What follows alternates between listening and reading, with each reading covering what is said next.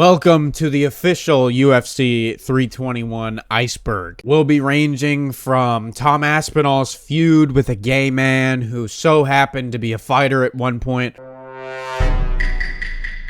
all the way down to some Egyptian who can't seem to be exiled from the sport or his atrocities that he's committed. Basically, this is a new series that I'm going to be doing for every single pay-per-view moving forward. I'm going to be breaking down basically an iceberg. For people who don't know what an iceberg type of video entails, all it is basically I break it up into 4 tiers. The top tier is the shit that everyone knows. Second tier, a little bit less known, so on and so forth till we get to the bottom tier, which is where most people probably have never heard of that before. So for this, I don't want this to be so much exclusive to the event, but more so exclusive to the fighters in the event. So anyways, let's just get straight into it. All right, tier 1, the most obvious that you can probably think of will be on this tier. So for example, to get the ball rolling a little bit, Mackenzie Dern is smoking hot. I want mommy, I want milk, I want to be held, I want to be comfortable.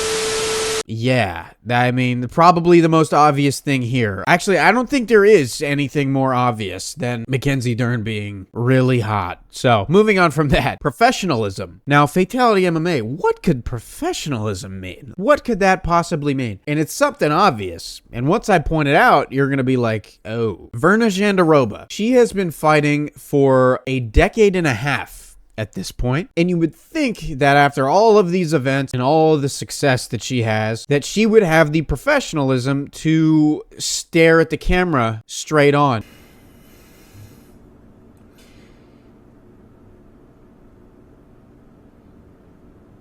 Why are you looking at me?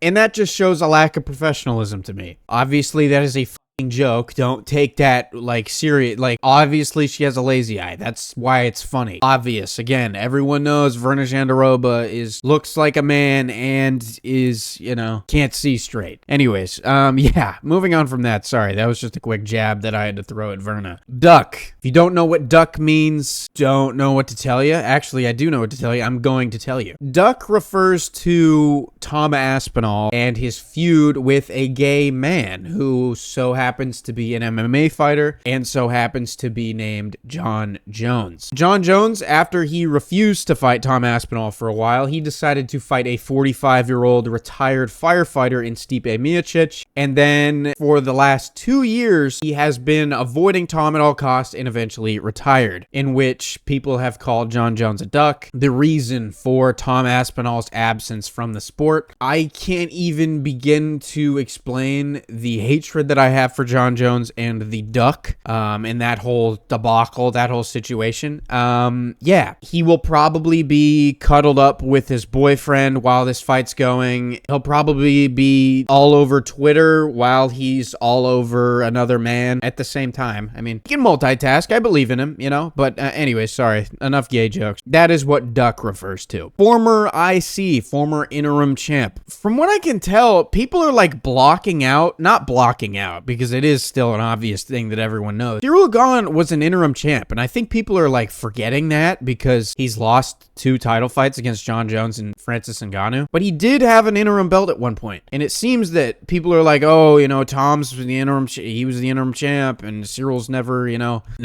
even gotten to an interim champ status. Yeah, he has. If you didn't know that, Ciryl Gane was an interim champ once upon a time. So that's the stuff for the top tier. Pretty basic knowledge. We got Mackenzie Dern is smoking hot. Virna Jandiroba can't look at the camera straight on because she lacks professionalism. Jon Jones is gay, and he's a duck, I guess. And Ciryl Gane actually once upon a time was an interim champ. So, moving on to tier 2 now. Almeida KO. People who are familiar with this sport know that Jailton Almeida has kind of been running rampant through the UFC heavyweight division, other than the one kind of speed bump that he had against Curtis Blades. And other than that, he's pretty much had no resistance. And I guarantee you there's a handful of people who are watching this who have no idea that Jailton Almeida got flattened the fuck out on the regional scene really bad. I'll find the clip for you and I'll play it.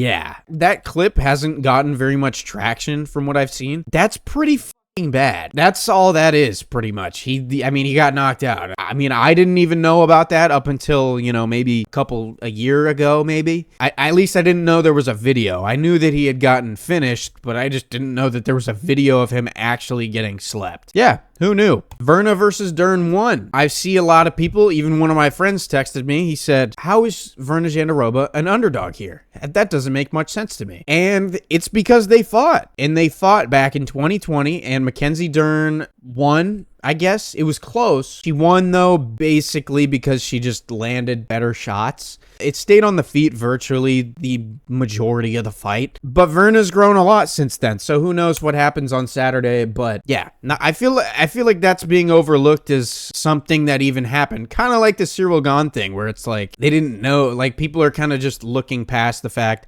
that this stuff has happened. Moving on from that, Satan. Now, Fatality MMA. Why are we bringing Satan into this? I'm not bringing Satan into this. Dana White is bringing Satan into this by putting Mario Batista on a card. Mario Batista doesn't have a nickname. I think that it should be Satan. Sorry, that's so extreme. I need to relax. So basically, this is just explaining that the majority of MMA fans hate Mario Batista's guts. And I've talked to some people who are just getting into the sport of MMA and just becoming fans, and they're asking me, why does everyone hate Mario Batista? So he fought at Salt Lake City. I don't remember which pay-per-view, but it was Alex Pereira versus Khalil Roundtree. And Mario Batista was fighting Jose Aldo. And Jose Aldo is a loved legend. I mean, everyone loves Joe. If you don't like Jose Aldo, you're sick in the fucking head. And Mario Batista dry humped the legend Jose Aldo against the fence for probably 13 out of the 15 minutes. They got separated at one point, and immediately he dived back on his leg and started clinching and holding him against the fence immediately after. And that's one thing. But it was after, when they asked him about the boos and asked him about the backlash, and he basically just said, like, yeah,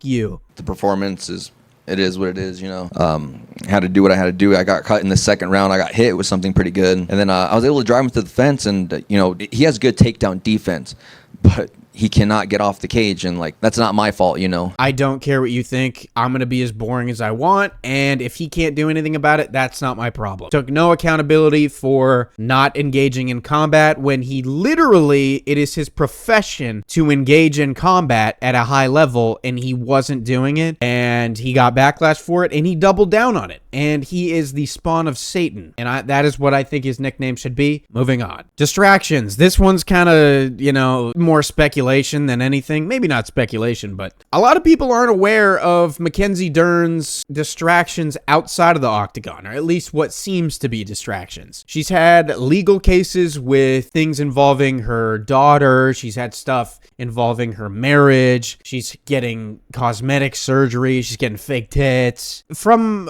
my perspective and a lot of other people's perspective, it seems that she's not completely fully invested in this fight game stuff, which is crazy to say because she's fighting for the fucking title. It's just kind of weird, no? Yeah, moving on from that. Cartilage. What could that be referring to? That is referring to Tom Aspinall's knee. So Tom Aspinall has lost one fight in his UFC career, and it was to Curtis Blades. And it was probably in the first exchange, from what I remember, through a leg kick, I believe, and he stepped back and his knee exploded. He basically tore every single major ligament in his knee, and cartilage in this is referring to Tom Aspinall actually having a pre-existing injury coming into the UFC in which he probably didn't have the funds to get it fixed. He was getting medically cleared. Somehow, some way, was just showing up to fights, and he was very clearly not okay with his knee, and finally, that was what is the saying? The straw that broke the camel's back. That could be totally wrong, by the way. Don't quote me on that. But that is basically essentially what finally went through. It's like when someone has a hairline fracture, and then eventually the bone breaks after tons and tons of more stress on it. That's basically what it was, and not a lot of people know that knee exploding was a pre-existing injury and probably could have been prevented if they would have just looked a little harder into the medical clearance of Tom Aspinall. On to tier 3, getting into a little bit of the juicy stuff. Faking it refers to Mackenzie Dern again. She seems to be a hot topic, pun intended. Faking it meaning her accent. So she was born in Arizona, and I believe she still lives in the US, but she started training in BJJ, which is what she's known for. She's a very good jiu-jitsu artist. But through the years, I'm going to play a video here in a second, you're going to realize her accent starts to change, which isn't anything to like go ooh and ah at, because that happens all the time. People move, people live different places, they speak different languages. That's not like something to raise your eyebrows at. But what is, to me at least, is it wasn't that her accent was changing, it was more so that her English started to become like broken at the same time. I think jiu-jitsu in Arizona is developing very rapidly. That's a lot of the training in Brazil is more like rolling, you know. Hey guys, I'm Mackenzie Dern. I'm here in Maine. And like back then you never fought any girls, but in my first tournament I fought a girl and I lost. So I think I was able to see outside. Sometimes you just need a break, you know?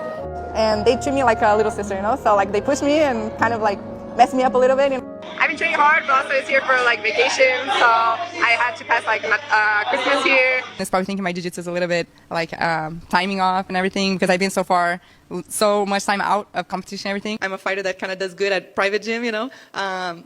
And yeah, it's like kind of he's been through all these champions and it's cool. I mean, you look at that, she's like missing complete words. When she grew up her whole life in the US, still lives in the US, it just seemed, and it seems to a lot of fans on Reddit, a lot of fans on Twitter, they think that she was kind of doing it just to have this like weird, just to have this kind of South American hot, like, oh, I have an accent and I need more promotional value because I just can't be some chick from Arizona type of thing. That's what that's referring to. Let me know in the comments below, actually, if she was ever like faking it. And all of a sudden, by the way, her accent's like back to normal. She's speaking completely fine, like a normal, everyday American. She sounds like me, talking completely fine.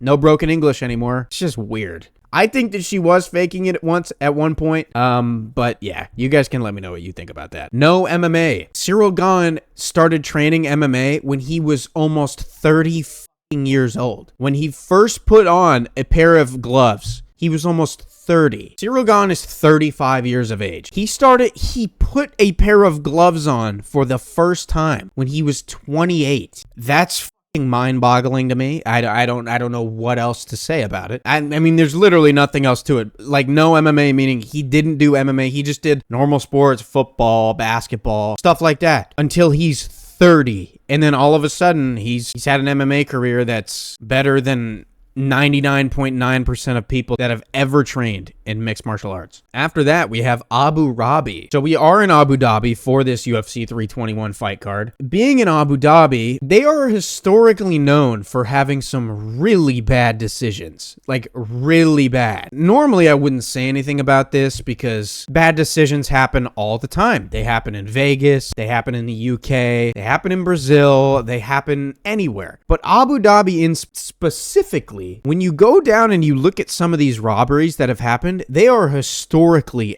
absolutely atrocious. To name a few, I'll go through a few of them. Sean O'Malley versus Petr Yan, probably the most notable one. I had Petr Yan winning that fight. I don't know really how they scored it for O'Malley. I thought it was close, but I thought it was pretty clear cut. Renat Fakhretdinov versus Carlos Leal was absolutely terrible. One of the worst robberies I've seen in recent memory. Carlos Leal, in my mind, probably won all 3 rounds. I'd have to go watch the fight back, but from what I remember watching it live, it wasn't close. And these inbreds are on the side of the cage. I don't know what they were looking at. I don't know what they were looking at. Pick the one that look like us, brother. Pick Fakhretdinov, brother. I don't know if that's their thought process, but the fight wasn't close. Alessio Zaleski dos Santos versus Muslim Salikov, also not close. You can go on to MMAdecisions.com and look at all the scorecards and look at the percentages of 78% of people had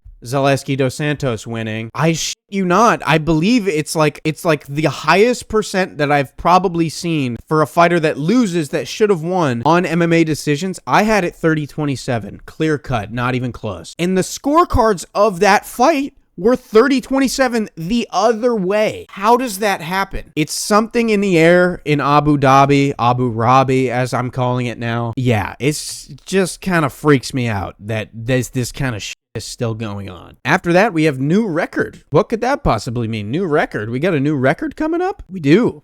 Walter Walker. Walter Walker has landed 3 leg locks in the UFC. And the record for the most leg locks in the UFC of all time is 4. And he's about to get 4 in a row. He already broke the record for, I don't even know if someone has ever hit back-to-back heel hooks. He's hit 3 in a row, and he's about to hit his 4th, which will just tie the total record for heel hooks. Excited for that. He's fighting Louis Sutherland, who is making his debut and is a fat sack of shit.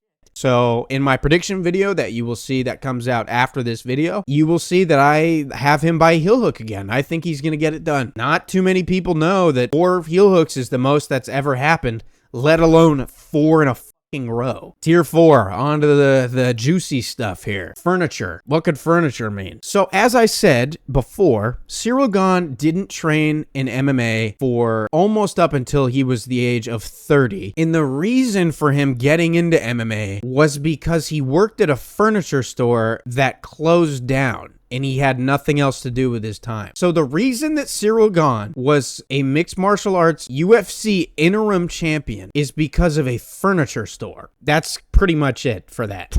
Pretty cool to think about. If you really think about it, what are the odds? Need to lose weight. Now, immediately, you're probably thinking, okay, it's a heavyweight. Who is it? Who's the heavyweight that needs to lose weight? Chris Barnett. For people who are unfamiliar with Chris Barnett, in his last fight, he fought Kennedy Nzechukwu. Prior to that, hadn't fought for 3 years. So going up to this Kennedy Nzechukwu fight, he has a bunch of cancellations. His house gets taken out by a fucking tornado. Steps into the octagon against Kennedy Nzechukwu, in which he is a very, very big underdog. Bruce Buffer is calling out Chris Barnett's name. In Bruce Buffer doing so, he gets Chris Barnett a little bit riled up now. Chris Barnett gets a little bit hyped. He's hopping around. He jumps. And I shit you not, this guy's probably on the 300-pound side of things. Like, he probably has to cut weight and get in the sauna for a while in order to make 265, which is the heavyweight limit. He jumps, and when he lands, his knee blows out. And he'll deny this. He's denied it in interviews. Oh, no, I didn't hurt myself. No, what are you guys talking about? Dude, he couldn't walk out of the octagon.